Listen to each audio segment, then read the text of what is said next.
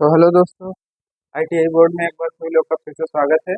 और आज हम BIS ब्यूरो इंडियन स्टैंडर्ड के अनुसार आपको कुछ सिंबल बताते हैं जिसको सिंगल लाइन डायग्राम बोलते हैं।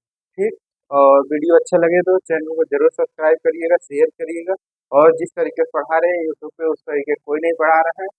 जब एग्जाम आता है तभी आपको MCQ जो है पढ़ाना चालू कर देते हैं बहुविकल्पी। उससे क्या होता है, या तो बच्चा पास हो जाता है या फेल हो जाता है। उसको बेसिक कंसेप्ट कंसेप्ट पता नहीं। उसको क्या होता है, इलेक्ट्रीशियन या फिटर के बारे में बेसिक क्लास क्लियर रहता नहीं। इसलिए तुक्का मारता है, तुक्का मारने से सोचता है पास हो जाए। अगर तुक्का सही हो गया तो पास हो गए, फेल हो तुक्का गलत हो गया तो फेल हो जाए। इस सब तरह होता है। जिस नंबर तक नहीं ला पा रहे हैं बच्चे, इसका मतलब वही तुक्का आ रहा है। और जिसका 90-95% आ रहा है वो भाई पढ़ रहा है, तभी उसका जो है नंबर आ रहा है। ठीक। तो आप लोगों से उम्मीद यही करते हैं कि आप लोग भी चैनल चैनल को फॉलो करेंगे और अच्छे तरीके से पढ़ेंगे। ठीक। तो ये है मेन फ्यूज बोर्ड बिना स्विच के। अब कह रहा है बिना स्विच के मेन फ्यूज बोर्ड बनाना है। जैसे आप लोग देखते होंगे इस तरीके से बात होता है। ये तो पूरी तरीके से पेंट है, मतलब इस तरीके से पूरा कवर है।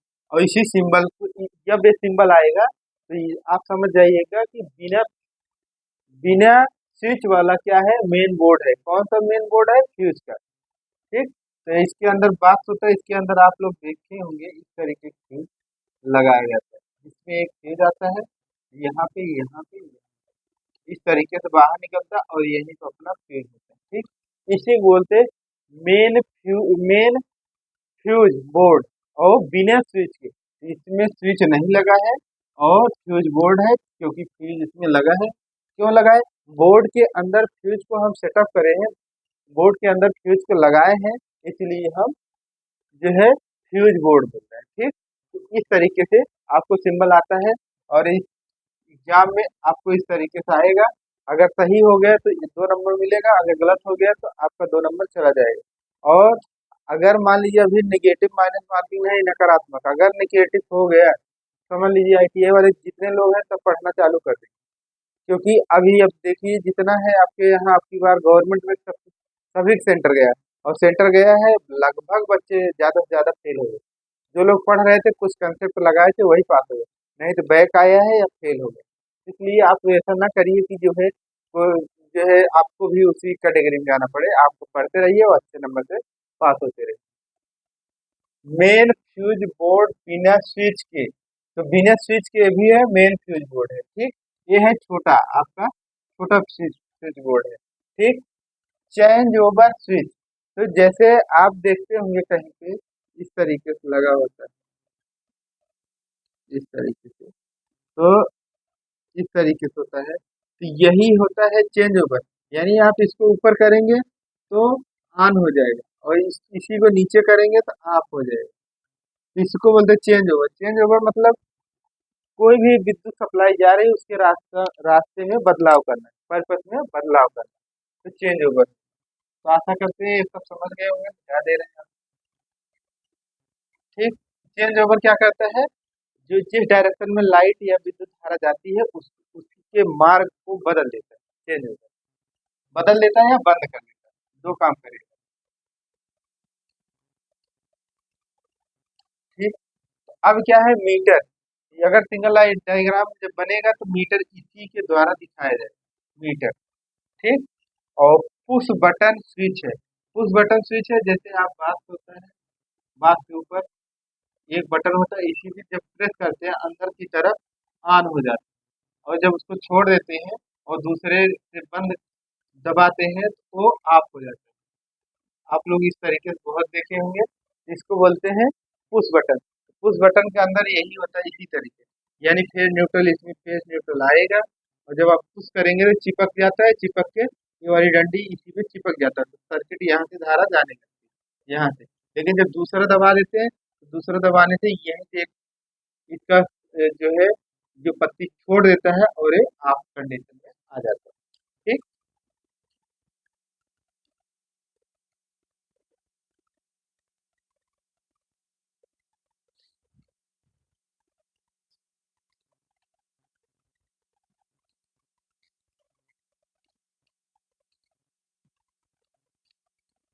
और है socket outlet 2 pin 16 MP. 2 pin मतलब सॉकेट क्या होता है, जिसमें आप चार्जिंग लगाते हैं, चार्जिंग पॉइंट, इस तरीके, इसी को सॉकेट बोलते हैं। प्लास्टिक का होता है जिसमें फेस और न्यूट्रल पॉइंट होता है, ठीक। इसी में आप कोई लाइट का जो प्लग लगाते हैं इसी में, या चार्जिंग भी लगाते हैं, इसको बोलते हैं 2 पिन 16 एमपी। यानी 2 पिन है, 1 2, और करंट कितना जा रहा है, 16 एमपी, ठीक, 16 एमपी। किसका बना होता है, बैके लाइट, बैके लाइट। और बैके लाइट क्या होता है, अर्धचालक होता है, अर्धचालक होता है। अर्धचालक क्या होता है, जिसमें विद्युत धारा प्रवाहित न हो, जिसमें विद्युत धारा प्रवाहित न हो, इसीलिए इसको जब टच करते हैं तो लाइट नहीं मारती, ठीक। और इसी से इसको दिखाते हैं इस तरह, सिंगल लाइट डायग्राम।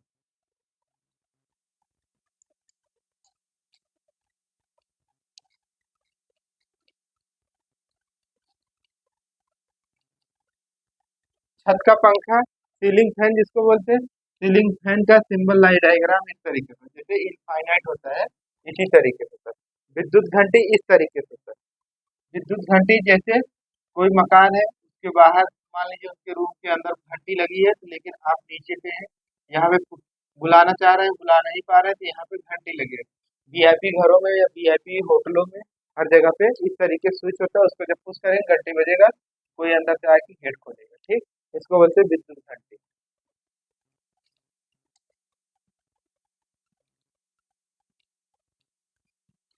अब है घंटी स्विच। घंटी स्विच इस तरीके से होता है, यही इस तरीके से इसको दबाते हैं और इसी तरीके से दिखाते हैं।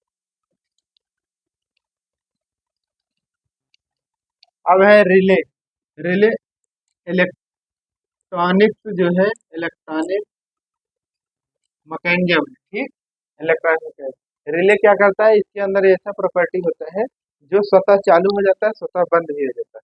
जैसे अगर ओवरलोड है, ओवरलोड पर है, रिले क्या है, अगर ओवरलोड पर है, ओवरलोड पे है तो बंद भी हो जाएगा, स्वतः बंद हो जाएगा, यानी क्लोज हो जाएगा।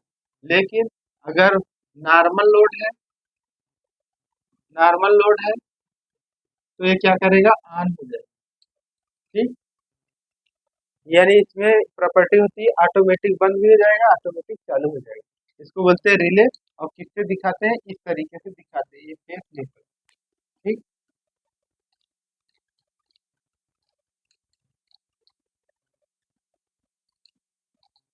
अभी हमारा चैनल छोटा है, इसीलिए आप लोग सपोर्ट की बहुत जरूरत है, आप लोग मदद करिए और पढ़ते भी रहिए और चैनल को शेयर सब्सक्राइब करते रहिए। फॉल्ट है, electric fault, electric current fault देखते नहीं, कहीं पे अगर पावर हाउस है तो इसी तरीके से बना होता है, तो ऊपर से यानी कहीं से इलेक्ट्रिसिटी, बिजली जो है ग्राउंड में जाती है, कहाँ पे जाती है, जमीन में जाती है, ठीक। इसी बोलते हैं इलेक्ट्रिक पावर।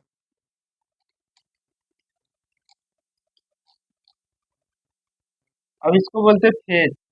फेज जैसे बोल दिए जाए सिंगल फेज, तो सिंगल फेज इस तरीके, वन, और फेज लिख देंगे 5, और 3 फेज इस तरीके, 2 फेज इस तरीके, यानी इसको फेज लिखे जाता है, फेज,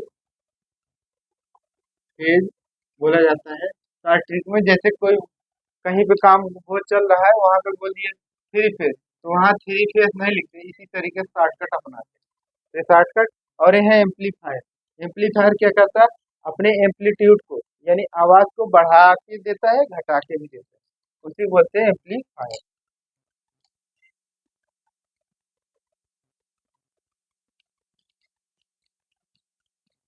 अब है न्यूट्रल। न्यूट्रल यन से दिखाया जाता है, यन से, यन से दिखाया जाता है, और इसका कलर क्या होता है, ब्लैक होता है, ब्लैक, ठीक, ब्लैक वायर। और सभी तीनों फेज से न्यूट्रल जो है आधा होता है, यानी अगर दो दो का है तो ये जो है एक का हो, ठीक। न्यूट्रल हमेशा आधा होता है फेज से।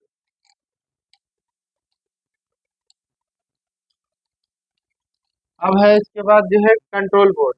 कंट्रोल बोर्ड मतलब इस तरीके से कंट्रोल बोर्ड, यानी इसमें कई सारे वायर आए, यहीं से आपको कंट्रोल, यानी अगर आप कहीं पोल से खंभा से वायर ले आ रहे हैं तो यहाँ से तो लाएंगे, मेन एक बोर्ड बनाएंगे, मेन बोर्ड से आप एक इसी पे कनेक्शन देंगे टर्मिनल पर, तो टर्मिनल के अंदर जब जाएगा तो आप कहीं भी एक रूम, दो रूम, तीन रूम, चार रूम के लिए ले जाएंगे। तो ये क्या है, टर्मिनल है या कंट्रोल बोर्ड। तो यहीं से आप कंट्रोल, जैसे कई जो है हॉस्टल है, रूम नंबर 15 में आपको काम करना है, बोर्ड को सही करना है, तो यहाँ MCB 15 नंबर, MCB आप डाउन कर देंगे, बाकी सभी लाइट चलेगी और 15 नंबर में आप 15 नंबर रूम में काम कर सकते हैं। ठीक, इस तरीके से कंट्रोल बोर्ड का प्रयोग करते हैं।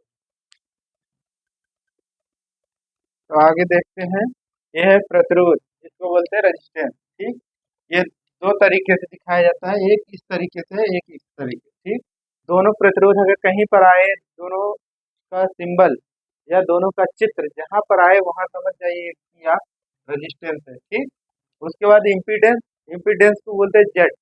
ठीक, इसको जेड से जो है पहचानते हैं, इंडक्टेंस यल से पहचानते हैं।